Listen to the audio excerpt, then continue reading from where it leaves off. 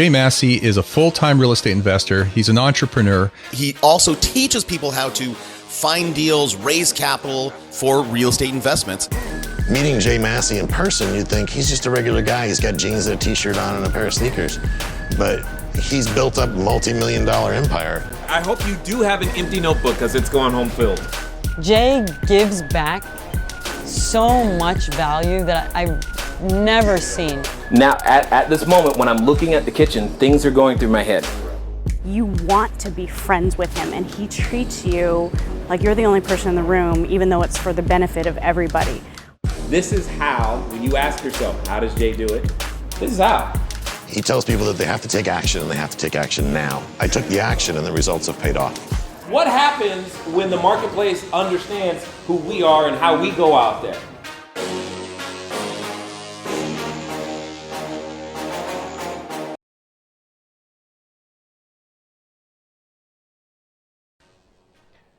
Howdy, people. Uh-oh. Hold on. Wait a minute. Trying to get it right. As you can see, we're having a bit of a challenge today. Just give me a second. All right. That should be good. At least I hope it's good. Anyway, sorry for the little late start. Oh, just notice the camera is facing the wrong direction. There we go. Anyway, sorry for the little late start. As you can see, there were small little audio hiccups that I was having. So anyway, we got that done, and as the title says, the show must go on. So for those of you watching for the first time, here's how this works. For most of you, when you type your questions, I'll be able to see that on the screen just right over there. For those of you inside of our student group, what we have is I've remembered this time to bring up my phone so that I should be able to see your questions. Yes, I see them. They're coming through, which is great.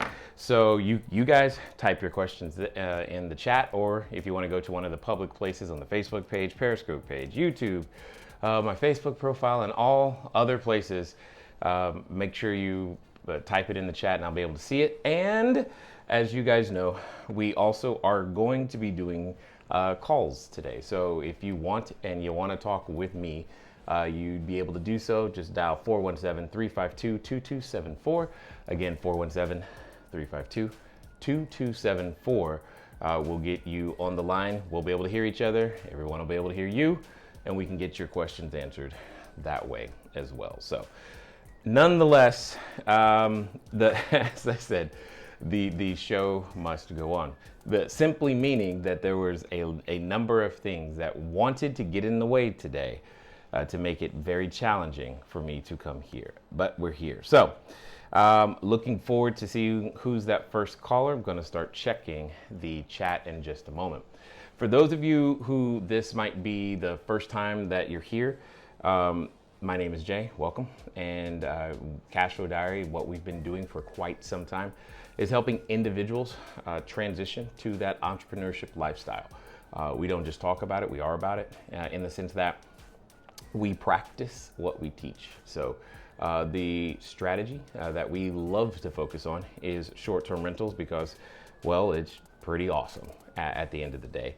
And we want to make sure that what tends to happen for people is that they understand that as they're going through a process, they actually understand how to make that process their own, because you're trying to become something completely different than what you used to be, right? You're trying to learn a new skill set, and unfortunately, you can't always just learn it in a boot camp or in a weekend, and we know it takes follow-up and support and more time. So nonetheless, oh my goodness, there's a number of people who seem to be calling in right now, which is good, and I kind of like it. So we will definitely get to the phones as well. And I see a number of questions over here. I've got questions over there. Who's that? Matt says, howdy, Danny, no call today, technical difficulties. Yes. Danny, I can count on one hand the number of times in the years we've been doing this where we've not actually gone live. anytime if there's ever been, a delay or something, it's mostly because of technical difficulties. But what's also interesting is when you think about the level of technology today, the fact that we can do this at all really, really helps and makes it easier for me to do what it is that I like to do, which is serve in this particular way. Got it. So we have a call, and I see who it is, and I think this is really, really funny because he has been trying to track me down all day. So let's go ahead and go to the phones and let's find out. Oh my gosh, I cannot believe I'm about to do this. I feel like I'm being set up or punked or something. All right, Robert, what you got? What's going on? You're completely being set up. This is wonderful. I love it. This is actually a perfect opportunity to ask these questions. I think everyone is going to benefit from the answer. Oh, okay. We're going to talk about pricing, and it's funny because Megan answered the phone, and she started laughing when she heard it was me. She's like, "What are you calling him for? Does he even know you're calling?" I said, "Nope, but I've been trying to get him all day long, and this is the perfect opportunity to do it." I'm stuck. So, well, it worked for my mom a couple weeks ago too, so she did the same thing. No, that's wonderful. Yeah. I love that. Yep, it was awesome.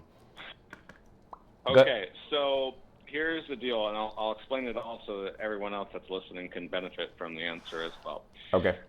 We currently use two different pricing platforms.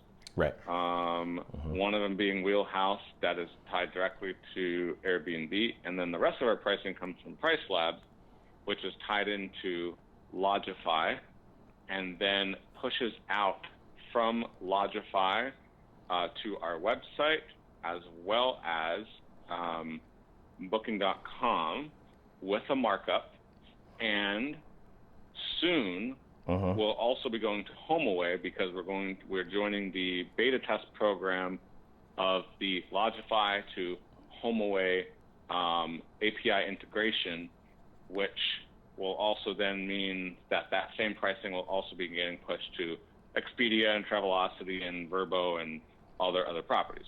Okay. So I say all that to say that my pricing in my brain is super convoluted now because I want to make sure that I'm netting the amount of money that I can net across all of those. And the reason I word it like that is because I know from experience that I can.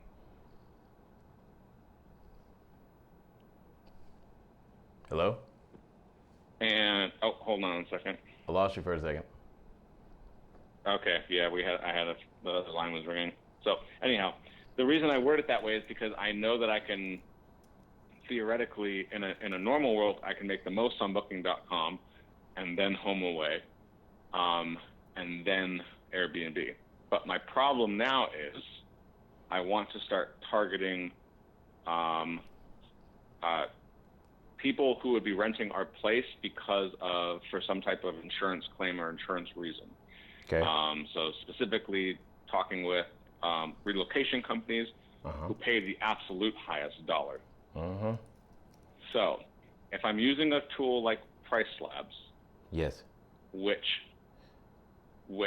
will moderate my price based on a low, a target, and a high. yes, How do I first and foremost set up PriceLabs so that the price coming across to my website is good for the relocation companies, and then what changes do I make for the other websites in terms of markdowns to make sure that I'm netting the minimum amount that I want to net? Got it. From the Booking.coms and HomeAways of the world. Got it. Well, you said it exactly the exact way that I would think about it, and let me see if I can. Let me pull up a way to draw on the screen here, because what you want to do. Here we go. So, what you want to do is something similar to. Okay, perfect. All right, so what you're going to do is something similar to what I'm drawing right now. You're going to have so you got PriceLabs is how I heard it here. Okay, and then that's going to Lodgify, correct? Yes, and I'm actually trying to get video because I lost your video when I connected to my phone because I was watching on my phone. So Got it. I'm frantically trying to pull No problem. you up on Facebook right now. Okay. Facebook's going to be a tad delayed, so it's going to look funny. It's going to feel funny for you. Okay. How about YouTube then? They're all going to be delayed. What's your? Oh, got it. So I'm writing it out, YouTube. but Okay. the only anyway. So I'm writing it out so that you can see it, and if it's like I think, at least based upon what you described, then this is. Okay, I see it now. Yep.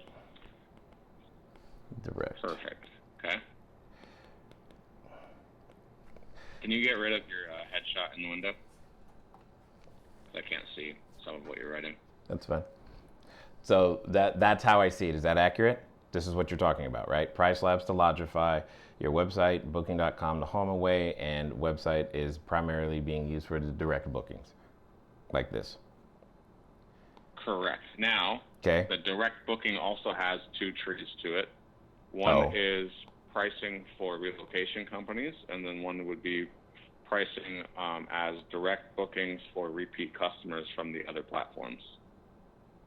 Got it. So you're saying you have a relo here, and then you're saying repeat customers here. Is that correct? Yep. Of all of these, A little bit delayed on the screen. Yes, that- go ahead. so of all of these that I'm highlighting right now, which one would have the highest price? The absolute highest price? I think I know the answer, but I just want to make sure. Direct bookings to relocation companies. Got it. All right. So then what I would do is that I would have Price Labs be reflective of this price. Okay. Okay? With Now, Go ahead. go ahead. No, I was going to say now, knowing that Price Labs works on a low, base, and high. Mhm. If I want, let's say on a 2-bedroom, and I'm throwing out a number here for example's sake, but let's say I want to net $250 a night for a 2-bedroom from a relocation company. Okay. Where does that number go? Is that in the lowest column, or would that be in the base? Okay, so what you're saying is you want to know where to put 250 because you know that at a minimum you want 250. Because if that's the case, Correct. then that's going to be in the low. Okay.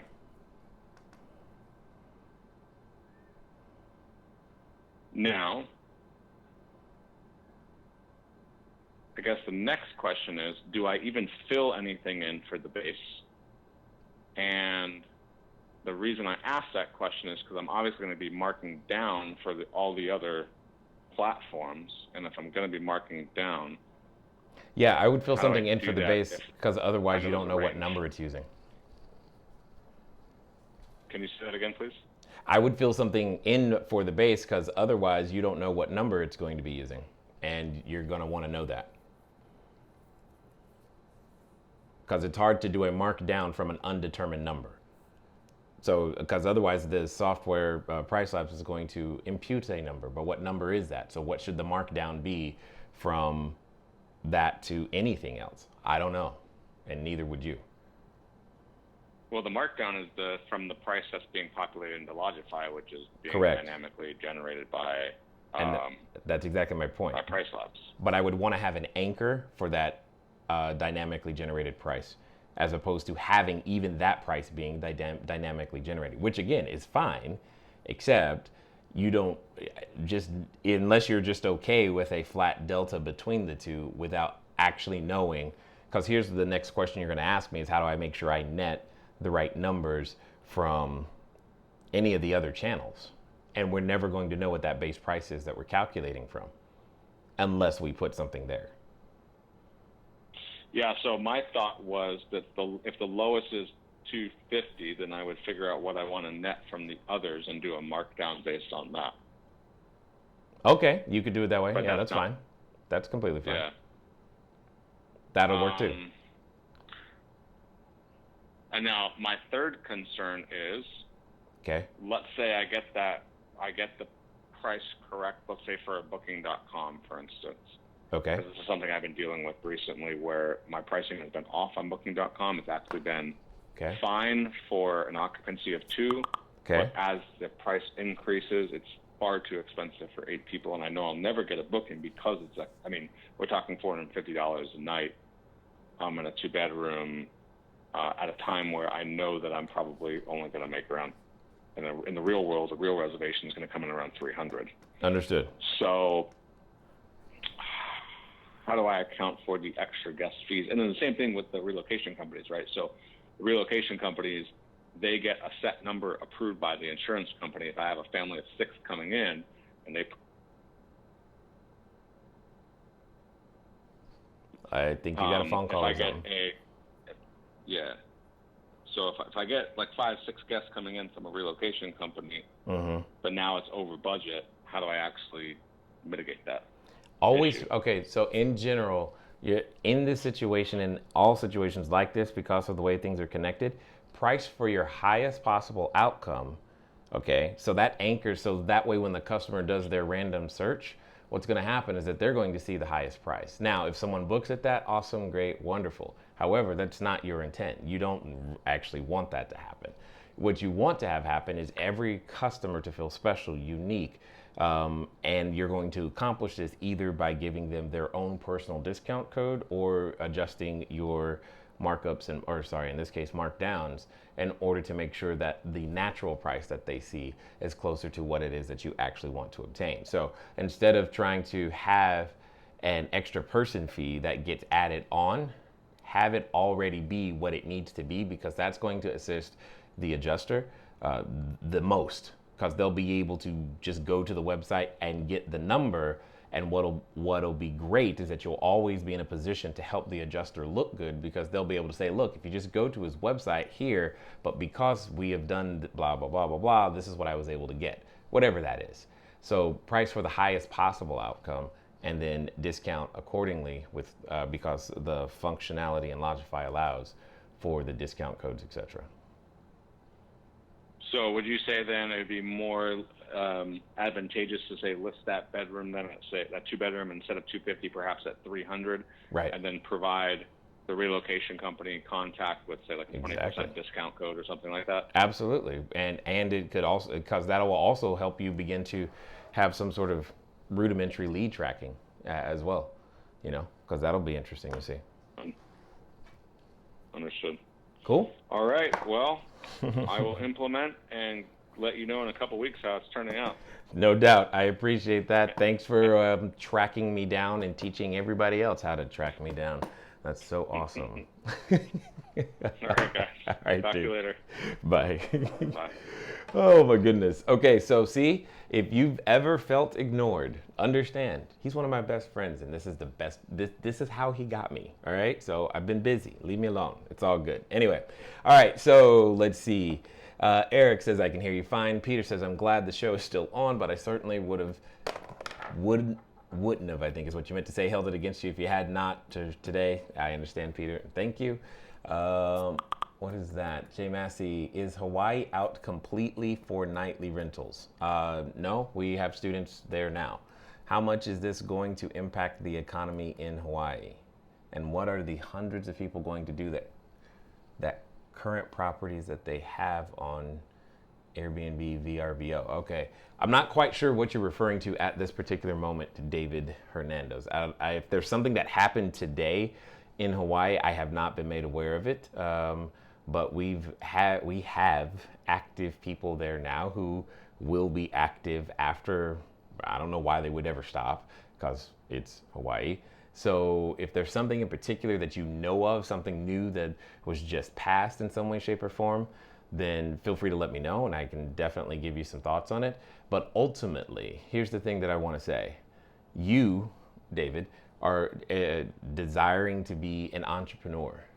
Entrepreneurs by default, by necessity, who we are the individuals who make decisions even though the outcomes are 100% uncertain. Okay, the environment that every entrepreneur is playing in right now today is completely uncertain. And I don't really care what business it is. So let me say it in a more clear, direct way. Every business has regulations and changes. It's a part of business. So how are entrepreneurs going to respond? Some people are going to quit. That's what's going to happen.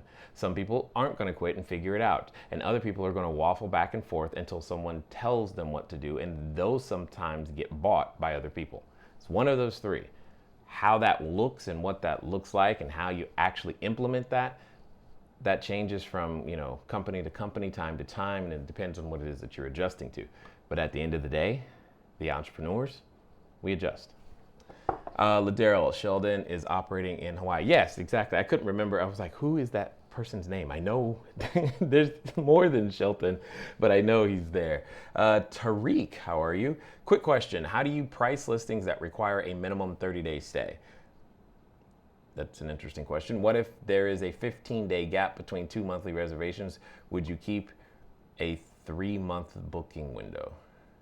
That's an interesting question. And when it comes to pricing, Tariq, I'm not trying to blow you off, but I'm just also trying to make sure that everybody understands that pricing is by far the most difficult question. Oh my God, I forgot about the people on the phone. I'm coming right now. I totally forgot. Anyway, the quick question, pricing is by far the most difficult thing on the planet. So when you say, how do you price it? I don't know how to answer it because there are too many pieces, too much information. I can't give you a number. You have to have a pricing strategy, first of all. You also have to have a pricing methodology. You also are going to want to know, are you the Walmart, Target, or Nordstrom in the area? You're going to need to know your cost. You're going to need to know your break even. You're going to need to know what margin is acceptable to you for you to hit your ROI, especially if you have debt service in some way, shape, or form. There are too many other factors to be able to answer that question. But I can sum it all up by saying this: you're going to price it profitably. That I can tell you no matter what. And if there's a 15-day gap between 2 monthly reservations, then there would be a 15-day gap between 2 monthly reservations. I don't think I understand the question, other than I think what you're trying to say is you don't want to lose that revenue. What that means is that you need to get really good at revenue management and calendar management to do your best to prevent that from happening. So that's really what it comes down to. Like, for example, a simple strategy would be to offer the person who's leaving extra days at a discount, and you could offer the person who's arriving extra days at a discount. That could help begin to cover some of that gap in some way, shape, or form. There are many ways to cover gap days, but I think that's what you're asking me. And then, would you keep a 3-month booking window? I'm not even sure what you're referring to, but I think I know. I'm guessing, Tariq, because the questions are kind of out of context. I'm assuming you're saying keeping your calendar open 3 months in advance. I think you're going to need to open it much further in advance, and that's also dependent upon what type of property you're using. So I don't know how big the property is. Like, the bigger the property, the more in advance you need to have it in general. So all of this is to say, who are you serving, Tariq? These are all questions, again, that we cover module 1 in a lot of our materials. All right, so I'm gonna get to the phone. I'm gonna do my best to get their question, get it quick. I see all the questions piling up. We will get them answered, but I wanna get to the phone real fast. And let's see who this is. Okay, I think I know. Hey Dave, what's going on now? Hey, how are you? At this moment, I am okay and together. But before we go anywhere, I have to ask you a question. Last time we talked, we gave some very specific instruction. How much of that have you actually done? I am striving every single day to do exactly what we talked about. Okay. Which is perfect the process. Make the process king. So what is not me doing the work. tangibly different than the last time? What could anyone observe and say, okay, since the last time, this is the progress that you made? Since we've talked, I've done a lot. I have put all of the maintenance logins of all of the apartments in LastPass for my VAs to do. Awesome.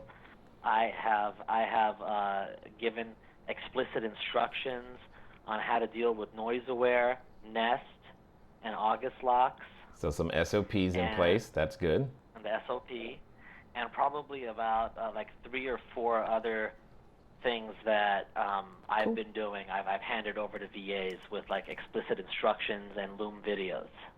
Awesome. Loom is awesome. So now there's just like about 1,000 other things I got to give to them until I can sleep normally. But we're getting there. Excellent. Then you may pass. What is your question, sir?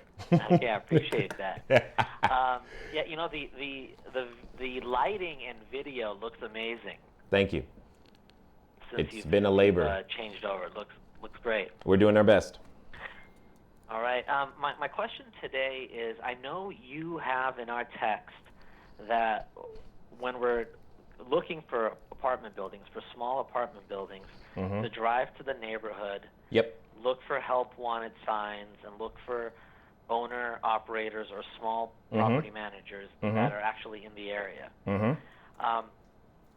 Some of us want to attract small apartment owners in areas that we're not close to.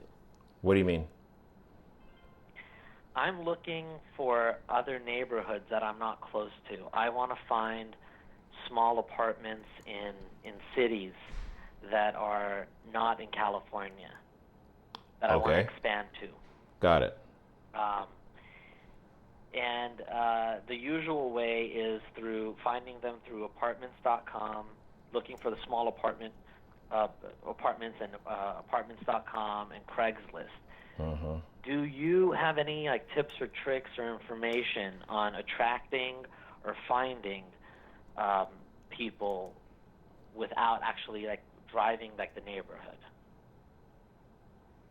Got it. I see what you're after. All right, so I will give you this one, and it will make you a ton of money if you use it. And for the rest of you, just tag along, catch up. Here we go. Are you familiar with LoopNet? Yes. All right, got it. So I'm not saying go on LoopNet and look at any of those properties. One of the basic things that I have always taught people to do is when you, what happened? I'm trying to go on LoopNet. So when you go on LoopNet, one of the things that I am looking for myself isn't necessarily, we apologize, but the feature I'm just trying to access your homepage. Okay, so apparently their homepage is down right now. I was going to show you, but I guess I won't. Typically on LoopNet, what you do is if there's you sounds like you know the geographic area that you're after, which is good.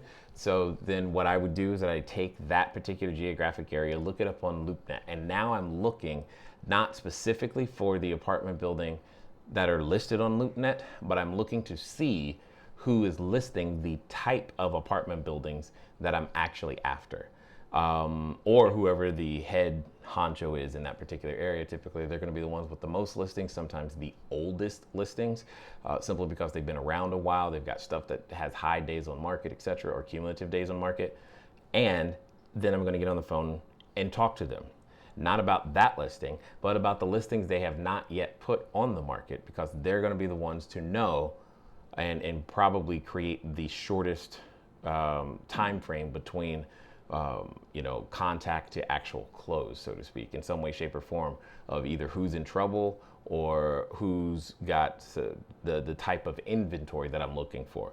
Now, I understand you're not looking to buy it, but it's still going to be your fastest way to find it, because even if that particular realtor does not have something for you to purchase or doesn't have an immediate pocket listing, what they do know is who is the property manager, like the top 1, top 2, top 3 property managers of that particular class of real estate in that area. And they can at least give you that person's name, phone number, and information. And then obviously once you get that person on the phone, you're gonna do the same thing to find out which of their customers, their tenants, or sorry, their landlords, is having the issues that we can solve. Does that make sense? I see. Yeah. So, okay. Yeah. I There you go. appreciate that. So, Nope. so look at LoopNet to find. Yep. And just basically take it from there. I appreciate Yeah, that. but you're using LoopNet to find out who's at least somewhat decent at marketing, because the guy or gal that you're after who's going to have the information is someone who's decent at marketing. And if they're not even on LoopNet and they call themselves a commercial realtor, or if they're not even if they're not actively marketing, they're not in business. And you know this already. So you want the person who's active. And because otherwise you then slant the information a little bit, because you don't know the quality. It's a way of vetting the quality, quote unquote, of the information that you're actually going to get. Because if they're taking their business seriously enough to put dollars into the marketing that's actually effective instead of those silly shopping cart signs, then you know what I'm talking about. Okay, I'm going to definitely work those leads. I appreciate it. No problem. Have you ever marketed to landlords? I try to avoid direct marketing at all costs, because it's always proven to be more expensive and take too long. Okay. That's just me though. Well, that doesn't mean it doesn't work. Really it just means I don't like it. Okay. Cool. And have you expanded outside of Southern California yet? I know you're going to get the intention is to do so, but we have not as of this particular moment. Stay tuned. Trust me. You'll know when. Okay. All right. All right, dude. Okay, well, thanks again. No problem. Talk to you soon. All right. Bye-bye. Okay, so let's see. We've got some more questions that have come in. This is good. Let me see if Ed Zoll. I don't know if I pronounced that right. I'm sorry. I'm so glad you're doing these Facebook Lives. You're welcome, Ed. I'm here literally for you. That's like why we're doing it. Let me see, who else is that? Sumaita. I'm sorry. Sumaita Kabir. I tried, and if I messed it up, and if I said something totally foreign in your language, then please forgive me. How would you approach private money lenders to lend for short-term rental business without leverage? How would I approach a private money lender to lend without leverage? I literally don't understand. Lending is leverage. What do you mean? Please restate that question. Otherwise, my brain is going to explode, because I have no clue what you're trying to ask me right there. How has your faith affected your business outlook? That's an interesting question, Ed.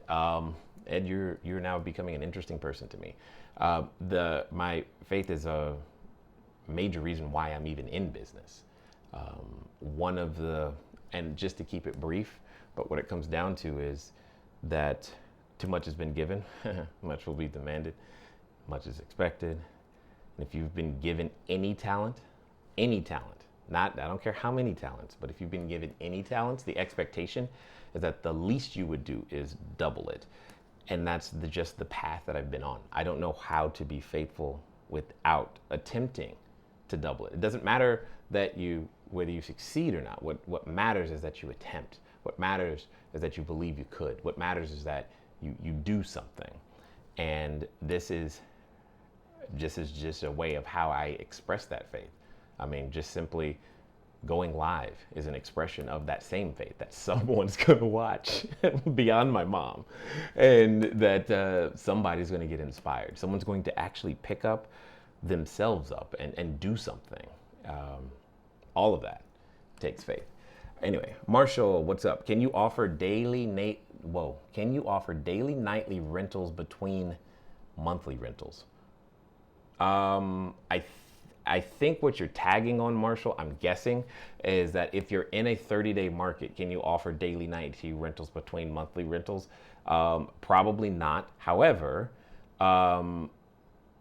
if you're not with some other minimum day restriction, I don't see why that would be a problem in any way, shape, or form.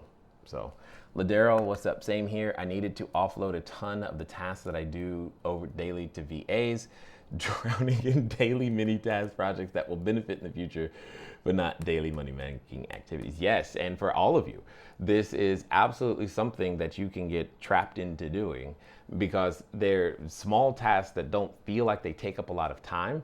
And indeed, they may not. They may not physically take a lot of time, but when you're doing 15 of them every day, and then you have another 15 of a completely different kind every day, that time adds up.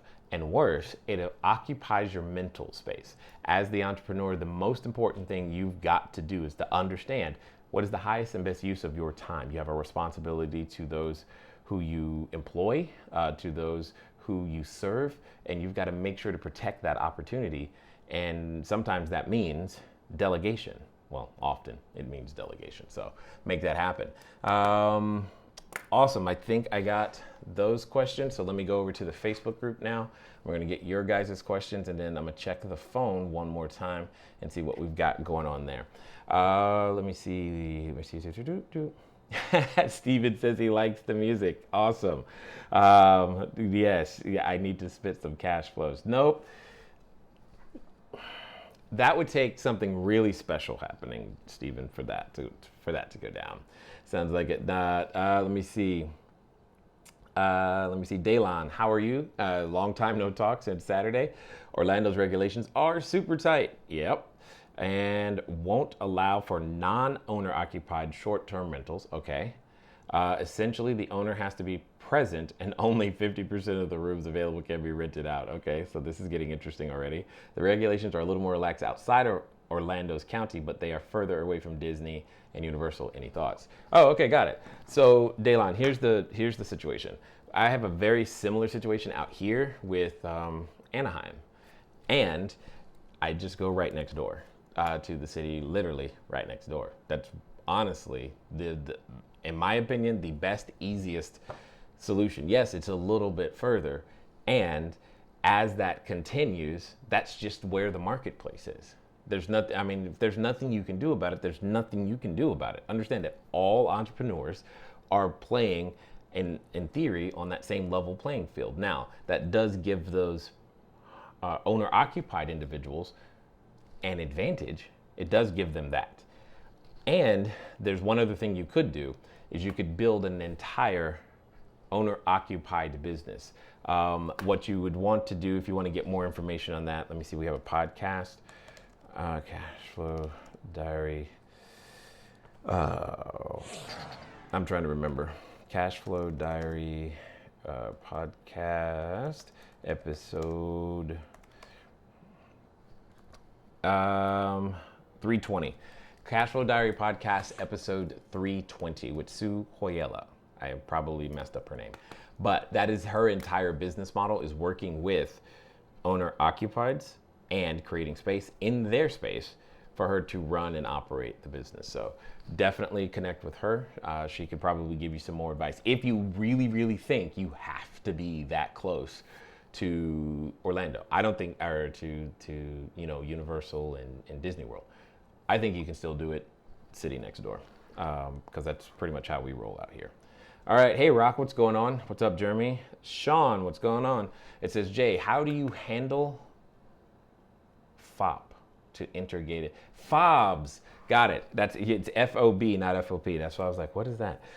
To intergated community, as most apartments are gated. Will management let me put a lockbox on or near the gate? What if they don't allow that? Got it. Okay, Sean. So, I happen to remember that I believe you were present this past Saturday when we were doing our initial training. We went over this, but I will repeat it really quickly. Anytime you have the key fobs or the gate remotes or all those other things, at the end of the day, here's what you're going to do. You're going to put those items inside the unit, okay? Assuming that the answer to the following question is something that's acceptable to you. And if you remember, Sean, on the property evaluation worksheet, we have that entire sheet of checklist of questions. Here is one of them. You're just going to ask them, when you order food, like if I ordered pizza, how does the pizza delivery guy get to the front door? Once you've answered that, then you're good. If they have a process for how the pizza delivery guy gets to the front door, whatever that process is, is what your guest is going to have to do the first time. After that's done, inside the unit should be all the key fobs, the gates, the remote controls, or whatever else passes that they might need, all right, in order to make that happen. If for some reason that it's not possible, because here's the answer you don't want. The one answer you don't want is, oh, you have to come downstairs and meet them. That's the answer you don't want. Okay? When you hear that answer, that's when you have to get really creative. And sometimes it can be something as simple as a lockbox, but oftentimes either the management or the ownership doesn't like the look of lockboxes or a string of lockboxes on the property. So that then becomes an issue later. So you have to get creative. All right, so, and I've gotten creative before, so creative in fact that in one case we've actually built, like physically built, had a wall constructed, ran electricity, all kinds of things, just to build a space to where the guests can come get their keys, okay? So I'm not saying that that's what you need to do, especially if you're only talking about one unit, but at the end of the day, it's the answer to that question that's going to determine everything. All right, let me check the phone. Whoops, checking the phone again. Yeah, oh, wow, there's more people. Got it. All right, so let's go over to, looks like this is Russell in Minneapolis. Russell, how you doing? I'm doing good, Jay. Hey, what's going on? Okay. So I'm looking at acquiring a property and maybe doing a single-family home for short-term rental. I thought all of your properties so far were apartments, though. They were, but this one is my neighbor's house. Like I can see it from my kitchen window. Okay, so, go ahead. And it's a smaller house, and the guests I'm looking to serve are people building homes like one city over. And I've had a couple guests in my apartments where they've stayed for 2-3 months. So now I'm looking to acquire this house, fill it, keep it pretty simple. And then now I've offered a couple financing options, so I'm not sure. I'm kind of stuck. Okay, so what's the question? Help me understand. What specific, are you stuck on the financing, or what are you stuck on? I've never done single-family homes, right? So it's a 30-day minimum in the city that I live, and I'm used to working nightly rates, right? Got it. So. Well, okay, so now you have a completely different system and a completely different marketing way of marketing. You realize that, right? Yeah, that's kind of what I'm calling. I'm trying to look like, should I do this? What do we got to look for? Well, and that, okay, so here's, and again, you've known me long enough now to know that I'm just going to shoot you very straight. You have 9 units. Okay. Right now, are those 9 units in a situation where they're operating 100% without you no more than minimal time from you, let's call it 30 to 90 minutes a day? No. Okay. And if they were, would those 9 units be producing an income that would be sustainable enough for you to live on, for you and your new baby, I didn't forget, okay, and everybody else to live on? Yes or no? No. Okay, so because I don't want you to undergo the work of building a brand new marketing system for this one unit, I would stay closer to what you've already done until those 2 conditions that I just said. So let me rephrase. If you had said to me, hey Jay, I'm making up numbers right now, but I've got 30 units, and these 30 units, they're operating pretty much on their own. It takes me maybe 30, 90 minutes a day. I'm pretty good at this moment. I've followed all the pieces. I've got everything implemented. I'm kind of bored, and maybe I'm looking at trying this for the first time. What do you think? My answer would be completely different, because the amount of emotional, mental, physical energy that it's going to take you to build something all for 1 unit of production, this is what I'm trying to stress here. 1 unit of production is going to be challenging for you. Here's the other situation in which I would be giving you a different answer. If it was your very first unit and you had no other obligations on your time from the other 9 units. So if this was your first unit and this is where you were starting, then that would also be fine, because you got to build something anyway. But do you understand where I'm coming from? Yeah, I got to perfect the systems more. The highest return on your time is to double down, literally, on what you've already done. Yeah. And that's what you should do, which means, yeah, this is an opportunity, and you need to I would let it go to somebody else. Now, here's the cool thing. Even if I kept it as long-term rental. What's that? Because even if an exit strategy was just keep it as a long-term rental. Well, you could, okay, sure. Now, if you're going to do that, then that's fine. That's close. That's very akin to what you do every day anyway. Yeah. I don't have a problem with that, because that's not going to you're not going to be providing furniture. You're not going to be doing, you know what I'm saying? You're not doing something, you're not building a whole new thing just for that. Okay, I get that. Got that. And then one more seed I want to plant. The idea I want to just revisit, not to talk about now, but for you to start thinking about again. Okay. Is going after stranded travelers. What do you mean? Like at the airport? Yeah. I guess Do you have do you have the connections at an airline that could make that happen? I got one person, but I'm thinking I'm going to be flying out in a couple weeks, so I'm thinking about going early to the airport and just going to customer service reps and picking brains and seeing, hey, how do you guys? If you can get in there, it's a great idea. I like it. I mean, like if you can become some sort of preferred vendor in that regard, that's a great idea. My concern though is typically, like in that situation, the stranded traveler, that's going to happen at your late at nights or inclement weather, etc. In some way, shape, or form. In theory, you should already be occupied, right? Yeah, true. Yeah. So I don't know how much of a benefit you'll actually be to the airline when the majority of the time that you call them, you're going to be, yeah, I don't have anything for you. Like how many times are you going to keep calling you so that you can only tell them, yeah, I don't have anything for you. And even if you did have something for them, you might be able to take one, maybe two families at the most. They got an entire plane they're dealing with. Yeah, maybe a random orphan day too. So. Yeah, it could. Yeah, exactly. It'd be so hit and miss. I mean, that's worse odds than Vegas. So I mean, try it, but that's what I'm thinking. Got it. Or better yet, try it, then go get a 50-unit building. All right, I like that idea. I don't want Melissa to kill me, so let's pretend that I didn't say that. Well, once the systems are in place, she won't kill you. She'll be like, "That's a great idea, Jim." Oh well, okay then. That's way down the road. Yeah. Down the road. Okay. Either way, you know what I was, but you get where I'm coming from. Yep, I got to perfect systems more before I start building out new marketing strategies. Okay, cool. No problem. Let me get to this next one. Or was that it? That was it, right? That's it. All right, cool. No problem. All right, Michael, you're up. Here we go. Let's see. Michael, I believe I got you. You're live. How are you doing, sir? You're in Denver? Hey, Jay. Oh, Mike. Right now. This is Mike. I've never called you Michael. So it's weird. I'm like, oh, it's a new Michael from Denver, and then it's not. Right. It's me. It's all good. What's up? So, yeah. Man, sending love first off, you're in my prayers, brother. No, thank you.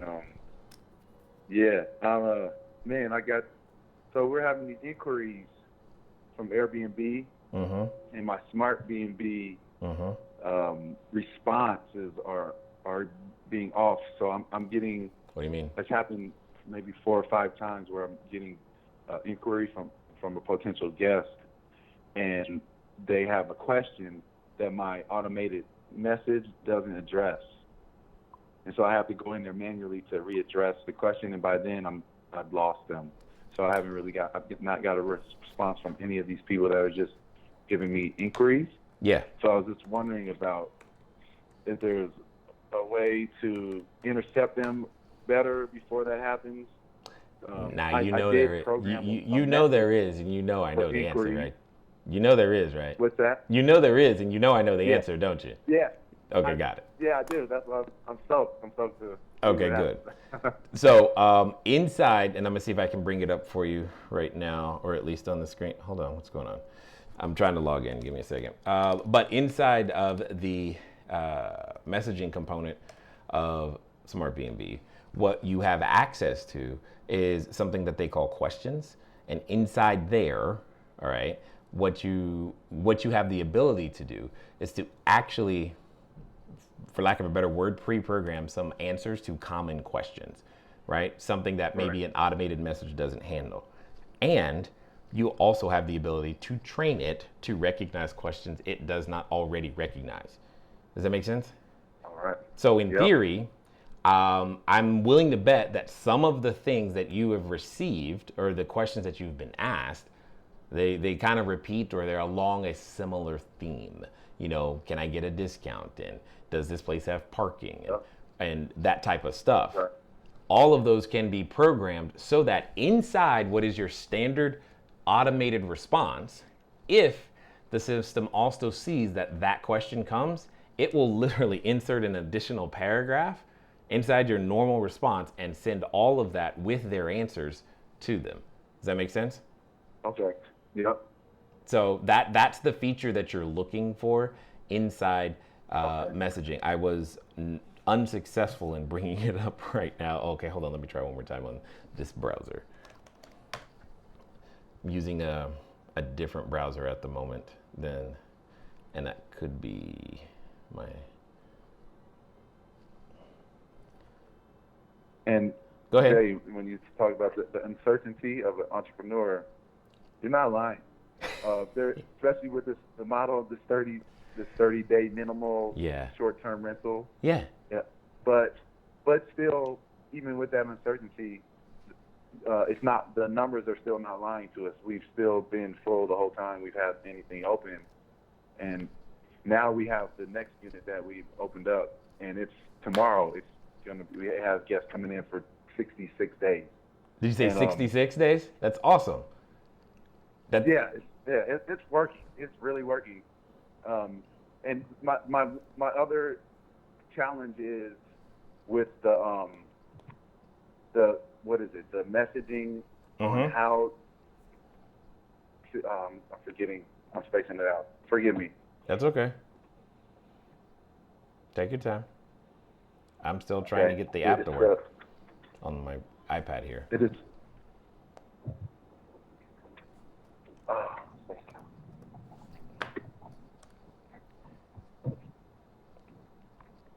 Did you figure it out or no?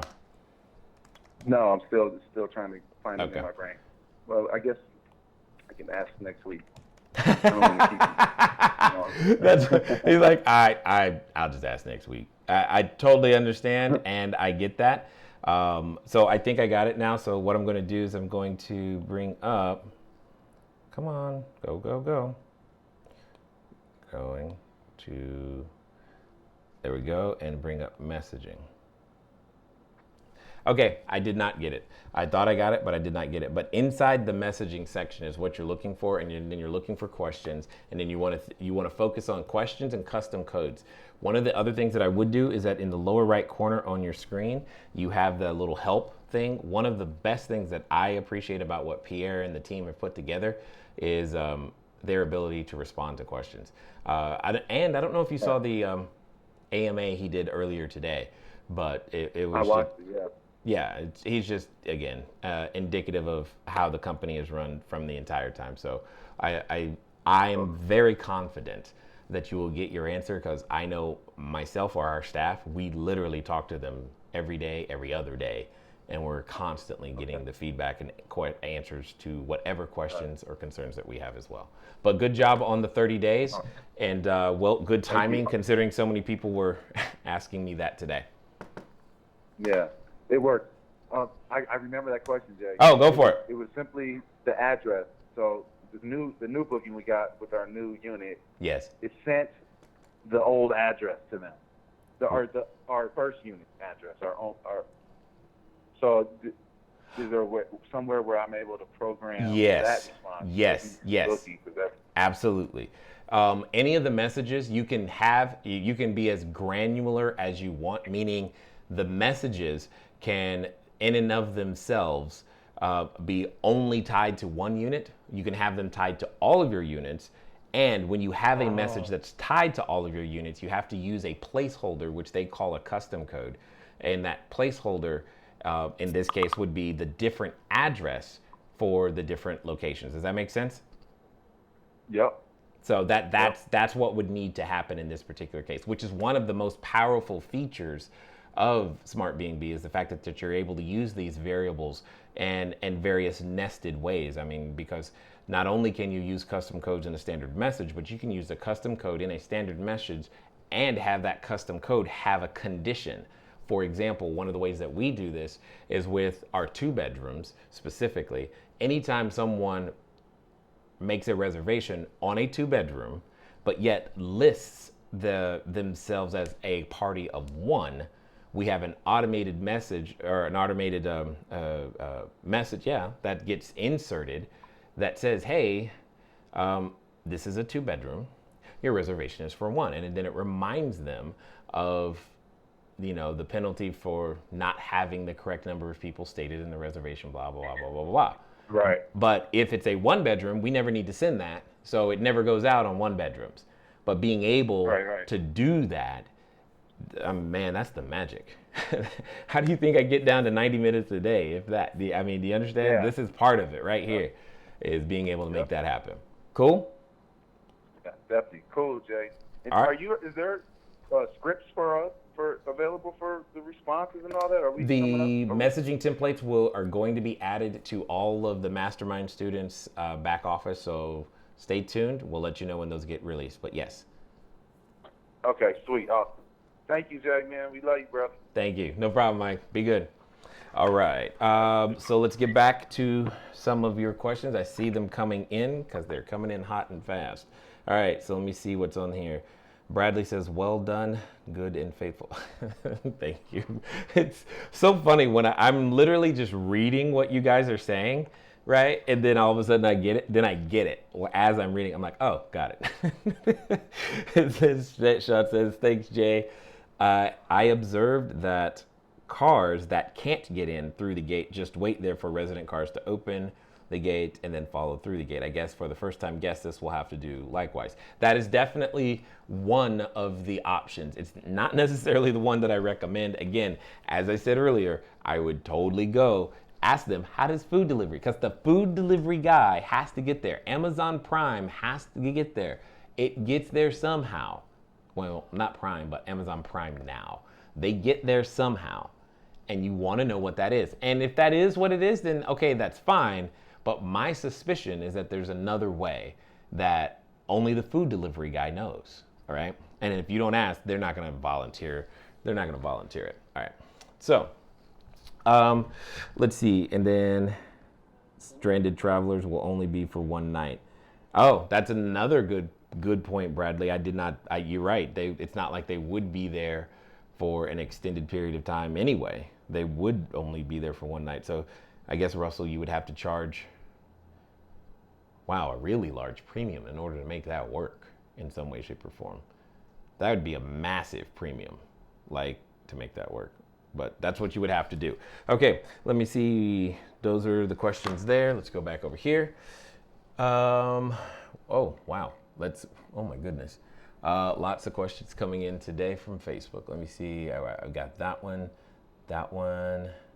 Eric, what does this say? It says, should I be talking to everybody and sharing my vision, or are realtors, property managers, government officials, other potential competitors, blockers? Should I be out talking to everybody and sharing my vision, or are realtors, property managers, potential competitors? Got it. Now I understand. Okay, so Eric, I wouldn't be stressed over competitors, all right? Because if you remember from what we went through on Saturday, there's so much to who do you want to serve that it's really hard for there to be that competition, right? It's no different than what we talked about with restaurants, right? It's one thing to say I'm gonna open a restaurant. Oh, cool. Well, what type of restaurant? Well, Italian food. And if it's the only Italian food restaurant, but yet the rest of the city has a ton of restaurants, then it doesn't matter. But then you have, if there are other Italian food restaurants, are you the Walmart, Target, or Nordstrom of that particular genre? And are you in the right particular section of town for that are you the Walmart, Target, and Nordstrom on that side of town? Because you can have on the other side of town, again, the exact same thing. So it would be very challenging for me to see any of those individuals as competition. If anything, realtors can become great lead sources for, in some cases, apartment buildings and properties. Property managers definitely, okay? And both of them can become sources for tenants, for sure. And government officials can also become lead sources for tenants simply because the government has an intense need for temporary housing because all of those people travel, right? They fly into town, and anyway, your government has a lot of need for travel. So I don't necessarily see those as competitors. Nikki, how are you? Do you suggest container spaces? Oh, got it. That's a unique use case. I've looked into that myself. I thought it would be neat. So let me catch shipping container short-term rental. First of all, was it Nikki? One of the things that I want to say is I don't call it. One of the things I just want to say, if I say nothing else, is let's call it short-term rentals as opposed to a Airbnb. Airbnb happens to be a distribution channel, okay? It's not your business. Now, for everyone else, what she's referring to is being able to take things like this particular shipping container, containers like it, turning them into qualified actual places to stay. Shipping container house. Like so, where you've got some pre-built kits that you can find and buy and take those shipping containers and turn them into actual residences. It's a great idea. I've not executed it. I've thought about it though. So I don't see why, I'm not sure of the question, but when you say, do you suggest it? If you are the person who wants to serve that customer who's looking for that experience, I don't see why not. I have no reason to say don't do it, right? If that's something that you're interested in, Nikki, if that's what's going to get you specifically excited, fired up, and put you in a position to where you're willing to do what it takes to be the entrepreneur that's inside, the entrepreneur that's begging to come out, because that's where that question comes from. That question comes from, I want to do something, and this is what I think I can do about it. So the question is, Nikki, do you believe enough? Not do I believe enough? Because I'm not going to be the one doing the work. I can help you with the systems. I can help you think through some things. So can all the students. But do you believe? If you believe it, then there's really not much left to ask, here, because, and I'm sure you've seen this by now. People are staying in, I've seen taxis, I've seen missile silos. I think there was a potato once, definitely an airplane hangar, just all kinds of stuff. So if you're going to create the experience, then girl, let's go create the experience, make it happen, period. All right. Because there's something inside of you that's begging to come out. Let's see what we got. Jason Johnson. What does this say? Jason Johnson, where'd it go? Must be just rented out or timeshare on Airbnb over Labor Day weekend. Was curious if anyone in the group has taken this route, and can you make reservations even if you do not have the points? You would have to pay for them at a reduced rate. Got it. I think I understand where you're coming from, Jason. And Jason, long time no talk. How are you? And yes, it is possible, but there are extra concerns that you are already bringing up. If you're going to leverage remnant space or space with a larger organization to be able to rent out, the timeshares, etc., 100% possible, but it's way more complicated and a lot less automated, simply because you have to manage the weeks and the times carefully, which means you got to do lots of calendar management. But again, not saying it can't be done, just saying there's more logistics, there's more moving pieces. Now, the good thing is you don't necessarily have to put up a cleaning crew. Your facility's maintenance is kind of taken care of. But on the opposite end, there are some interactions with the customer right? Because remember, if you put if they found your reservation or found your location, whatever platform they found you on, they're going to be reviewing you, and you have no control over what happens once they cross that threshold, right? So that could become problematic for your business long term. So just something to think about at the end of the day. All right. Whoa, good Lord, there's a lot of you today and I like it. Ladero, we have tried running a system like this, but running our current system of 20 units plus adding the timeshare aspect. Oh, this is perfect. So I guess he was paying attention. Thank you, Ladero, for catching this. And again, what he's saying the same thing. So feel free to catch up with Sue because she might be able to help you. Love from Boulder, Colorado. What's up? And E.B. Eblem, I'm not even sure how to say that. Jay, would you suggest doing more one-off Airbnb rental? More one-off short-term rental? For example, if you Google Treehouse Airbnb Georgia, I've heard the owner on a podcast and figured guests are staying for the experience. Yes. You're probably new around here, and that's cool. That's why you said that. Now I understand, because I was confused for a second. So let me talk to my real estate people for a second who think it's actually about the real estate. It's not. It's about the experience at the piece of real estate, period.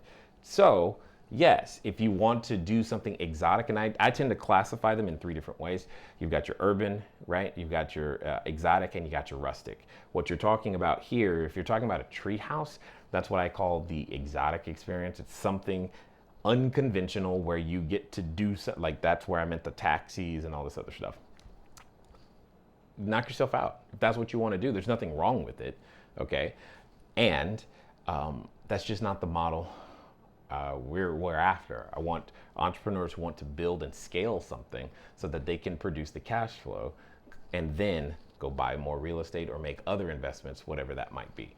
That's really where we shine. We can give you the systems to run it all. That's for sure too. All right. Let me see. I keep getting I don't see anybody on the call. So it looks like one of my team or somebody was trying to get a hold of me. Just double checking, making sure. I don't see any in the queue. Oh, okay, that was an old message. Got it. Perfect.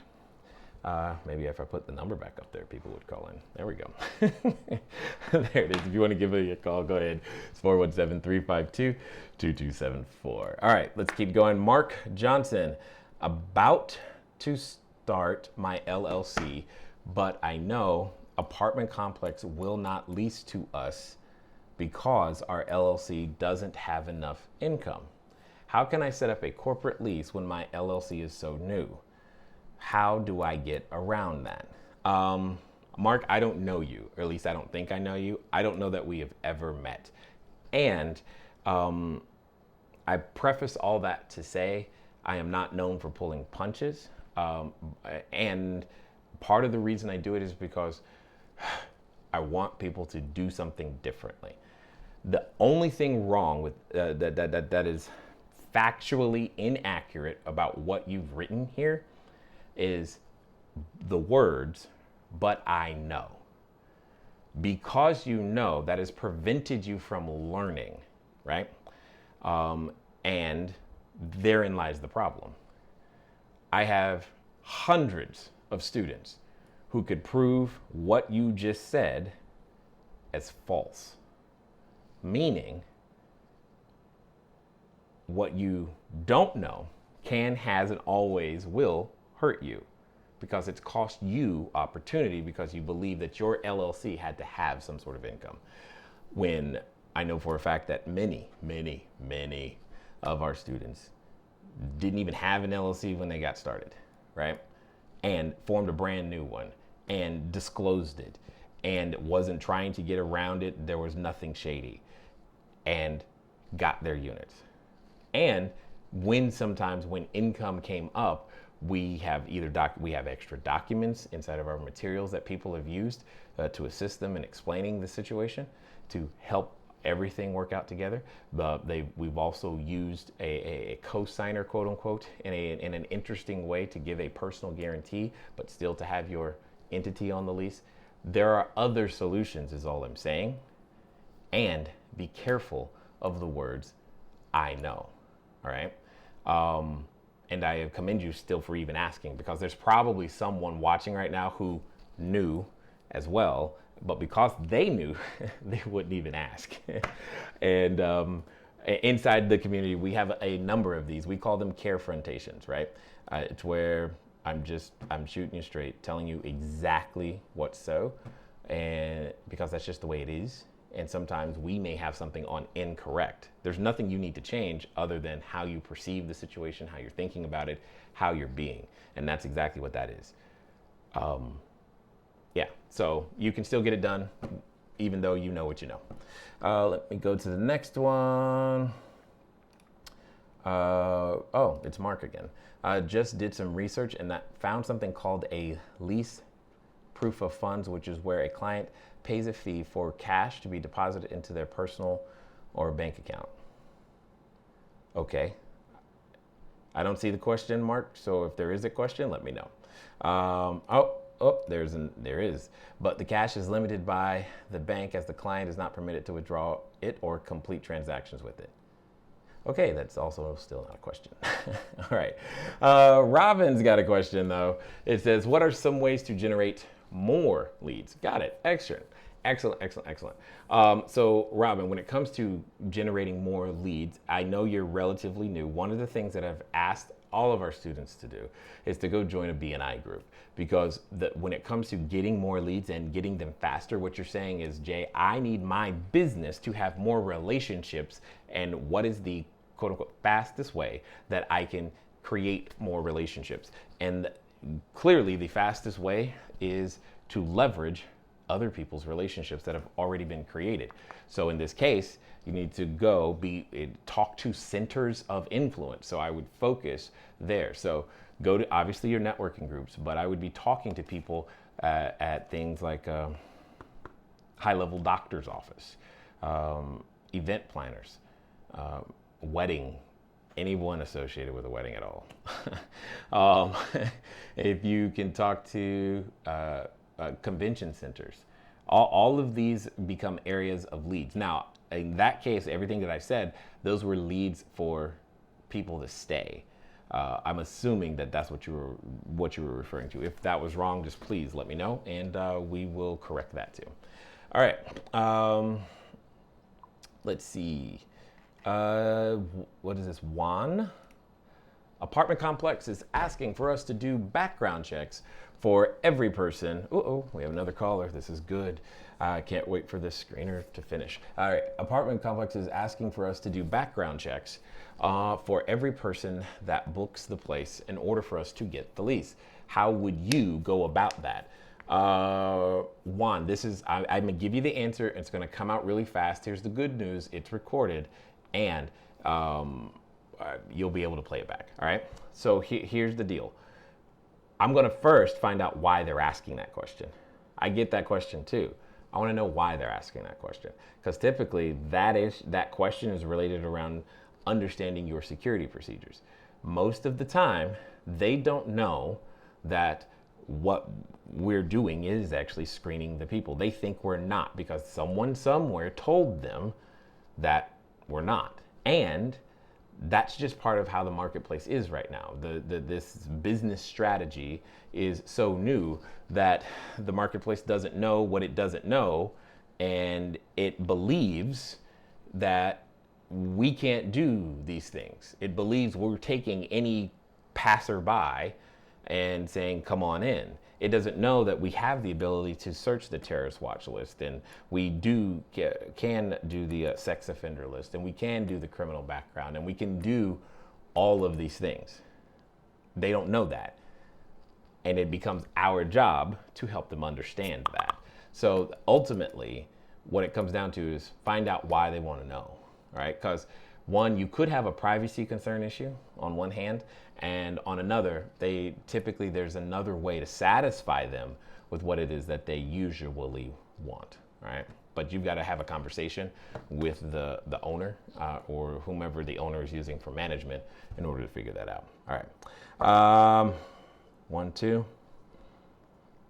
All right, and oh, cool. It looks like the last caller for today will be coming. What is going on in Minnesota? We've got people calling from Minnesota all day. This is exciting. Nevin, what's up? I'm doing good, Jay. How are you doing? I'm good. Is it snowing yet? Not yet. Not yet. Awesome. Thankfully, not yet. Okay, how can I help? I just had a question. As for my calendar, weekdays we have one night minimum stay, and weekends like Friday, Saturday, and Saturday, Sunday would be 2 nights. So if a person actually books on Saturday and Sunday for 2 nights, by Friday, kind of nobody's able to book. So every time I have to go in and manually change that back to 1 night for someone to book. Is there a way that could be automized? Like if a person books a rule or something, that if a person books Saturday and Sunday, like 2 nights, automatically Friday should change to a 1 night stay. Is there something that we could do? Got it. Are you using Price Labs or Wheelhouse? Yes, Price Labs. Got it. Price Labs. All right, so let me see if I can pull it up real fast.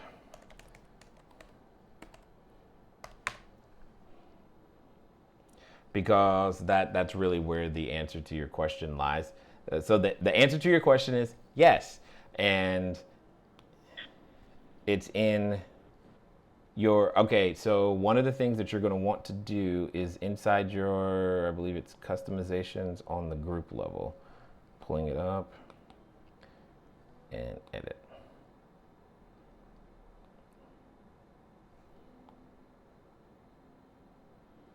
Begins occupancy base, minimum far out, minimum stay.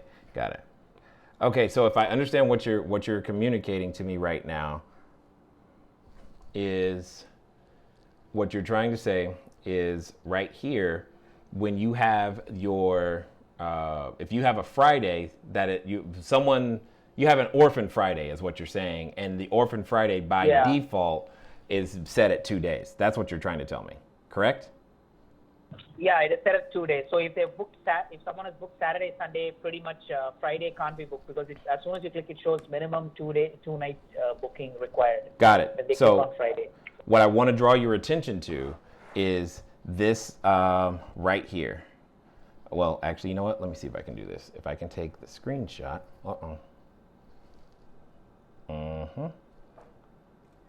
Got it. So on this screenshot right here, I'm going to circle for you what this right here, it says minimum stay for last minute bookings. Turn that to on and leave it at 1. Leave all of these at 1 right there. So what that means is that if you have a Orphan Friday, it's going to change that Orphan Friday to a 1 day stay. Okay, got it. That makes sense. Does that make sense? Now you can have it update and change that to a 1 day stay further in advance if you want. So like if you change this one to a different number, it'll change it even further in advance. Say you're 20 days or something in advance of, let me go back. Because if you're come on. Oh, I got to turn it on first. So if you're, 1, 2, 3, 4, 5, they have 1 through 7, then they have 10. So say this, what has already occurred, say you're looking 10 days in advance. What you're saying is 10 days in advance, it's okay to change it to a 1 day minimum stay. And you're saying if you see the Orphan Friday 30 days in advance, the same thing would happen there. Does that make sense? Yeah, that makes sense. So that's what or you're. Go ahead. Can we set it like that? But I thought that we could set set the Orphan Friday as 1 night minimum as soon as it changes to an orphan date. Okay, Whether that's why I was days, asking. Yeah, I understand. Days. That I was asking that. I was asking if you're using Price Labs or Wheelhouse for that purpose. If you're using Wheelhouse, they have what I would consider to be a better implementation of this exact same thing, and that's how theirs works. But when you're using Price Labs, this is how theirs works. So the answer is yes. What you said is true. It's just true for those who are using Wheelhouse versus Price Labs. Okay, I'm using Price Labs. Yeah, Okay. they're both fine. I'm just saying they just do it differently. That's all. Oh, okay. Cool? Okay, and Go ahead. Yeah, that's cool. That's cool. And I have another question. Go for it. Yeah. The second question is, currently I have one unit and I have a cleaning company that is taken over, and they're doing a very, very good job, thorough job in cleaning. Awesome. So I would like to keep a backup cleaner, but the thing is, I'm using Turnover B&B. So kind of how would that work with just one unit, and I just have a backup cleaner, because I'm kindly interviewing and just seeing, Got it. Just to have multiple choices as a backup cleaner. Like once they get, an intimation of a booking for cleaning, how does that work? Can the backup cleaner see that, or how would that work? Yes, basically you can have it work in a number of different ways to where there's like a priority where they can be automatically assigned to the main cleaner, or you can make it such that the first to confirm, or if the main cleaner declines, then the second one gets, so make it like a first right of refusal. So it's totally up to you. Okay. How would you, the real question is, how would you like it to work? And that's how it's going to work. Yeah, I mean, like, what is a first right of refusal? That would be they didn't, they rejected that particular day, and then automatically the backup cleaner gets an intimation or something like that in advance. Yeah, totally understand. But that would also pose another problem. Like if they canceled it in the last minute, like if tomorrow there is a cleaning and they cancel it today, then there is no cleaner. Then that's a big headache for me. So how would you resolve that? Have you had a similar issue like that? You resolve that issue by never being in that situation, which is known as we currently have 3 cleaning teams that we can call to prevent exactly what you just said. Okay. And as a last ditch backup, inside, specifically inside Turnover B&B, they're also a marketplace. Again, I don't know how many service providers there are in your area, but obviously I know that in California, there's more service providers. So because of the way Turnover B&B works, we could just put that one cleaning, that one job out there for bid, and someone in the local area could pick it up. Yeah, but that's super last ditch effort, because again, you've not interviewed them. I mean, you know what I'm saying? That's like, ooh, I really got to do something. I'm in trouble if I don't kind of message. Yeah. But the thing is, I have tried that for the past 3 months. I've put it on this one, looking for find cleaners, this one on Turnover BB. There's not a single person who's given a bid, because people here in Duluth are pretty much not aware of Turnover B&B, I guess. Try Properly. Properly has a similar feature as well at getproperly.io.com. I think it's getproperly.com. Okay. Got it. Okay. Yeah. Okay, thank you. Yeah, no problem. Excellent. Glad to help. Glad to hear it. Let's see. Do we have any more questions? Are we actually done? Apartment complex, blah, blah, blah. They want something. Let me see. What does this say? It says they want something in writing stating we will provide those background criminal checks before giving us the lease to sign. Okay. Then I'm not making a connection. Then do that. I mean, if that's, I'm sorry, Juan, I am missing it. If that's what they're asking for and you're willing to do it, then do that. And I'm reasonably certain that if you actually go back and have the conversation that needs to be had, we can, because again, I'm not making it up. It's just, this is literally not only what I do, as in what I've just done, but it's what our students do as well. Because obviously we all deal with it. I don't know of one student, not one, who's actually had to provide an actual background check. Now, that doesn't mean there isn't one. There could be. I have no idea. But I want to go find out what's that about, what do they actually want, because there's usually something, and satisfy that particular urge, niche, or need. Anyway, it looks as though that we are done. I don't see anybody on the call, and you know something special has happened when your daughter has showed up and actually makes a comment. That's all I know, is that she's here. I don't know if she's still watching or not, but anyway, hey, what's up? So nonetheless, ladies and gentlemen, I definitely appreciate all of you guys who decided to call in today. I definitely appreciate all of you who are out there being the entrepreneurs that I believe you were born to be, for allowing us to tip you, push you, encourage you just a little bit further into hopefully what is that correct direction. Let your genius shine, let your faith grow, do your best to become a bigger, better version of everything that you already are, because there's probably someone looking at you right now and you don't even know who it is, hoping that you succeed, because then they will have the permission to go out there and be their best version of themselves as well. For those of you who haven't ever done short-term rentals and you're wondering what was even all of this Q&A stuff about, feel free to go over to CashFlowDiary.com/star.